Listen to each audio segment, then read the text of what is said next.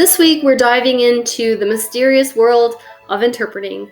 And in my opinion, there is no better job than being a registered sign language interpreter.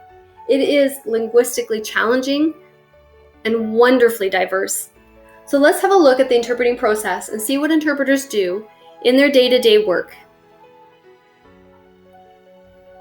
As you can see, we're multitasking. We're required to analyze linguistically complex source language utterances as quickly and efficiently as possible, as well as being able to express ourselves correctly, fluently, clearly, and with poise in the target language.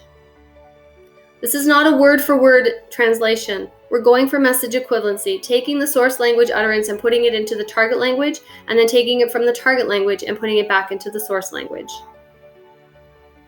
Here we see the 6 steps of the interpreting process. Step 1, taking in the source language, visualizing what we're hearing or seeing. Step 2, identifying the deep structure meaning. Applying context and schema is step 3, and before we interpret, we have to formulate and rehearse the target language utterance, and then step 5, produce the interpretation.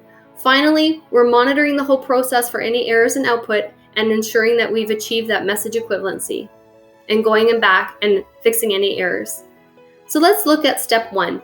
Taking in the source language requires focus, attention, and visualization, perceiving and temporarily storing that incoming source language utterance, the message. Interpreters need to do brain teasers and brain exercises to develop the mental and physical endurance required to focus and sustain those attending skills.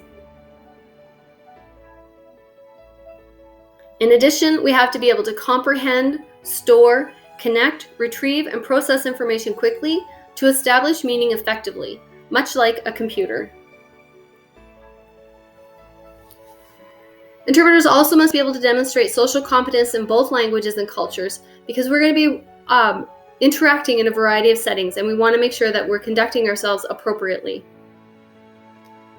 We must be competent in both languages and cultures in order to understand how the speakers and the signers accomplish various goals in culturally appropriate ways, such as reciprocal signals, such as eye behaviors or nonverbal feedback, are just a couple of examples. Step 2, analyze deep structural meaning. This is the most challenging and one of the most important steps of all of the steps. Here we're looking for the main point, which is sometimes elusive as people communicate in different ways. We endeavor to uncover the deep structural meaning which will reveal the sense, the essence, or the goal of the source language text, which is the message.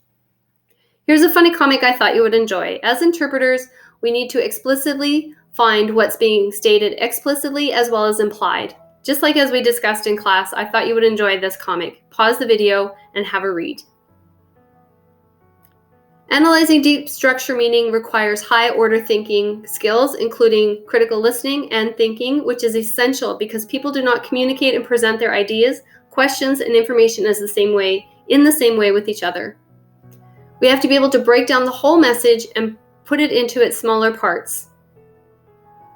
While we're doing all of this, we have to be aware of our own beliefs, our biases, setting those aside, suspending our judgment, and entering the task of interpretation with the goal of understanding and analyzing the goal for all of the people involved to ensure that we get that message equivalency that we strive for.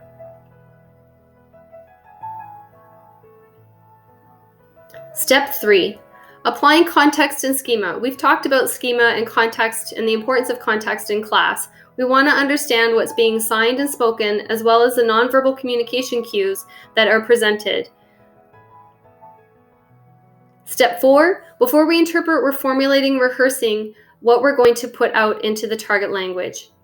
We're deciding which cultural and linguistic choices we're going to make. We're planning and we're formulating and reviewing all the elements to be used before we express the equivalent message.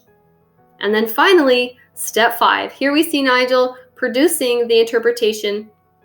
And step 6, the final step, is monitoring, confirming comprehension, asking for clarification, correcting any errors in output, verifying maintenance of interpersonal dynamics, and constantly scanning the environment to make sure that we're getting all the information in the interpretation.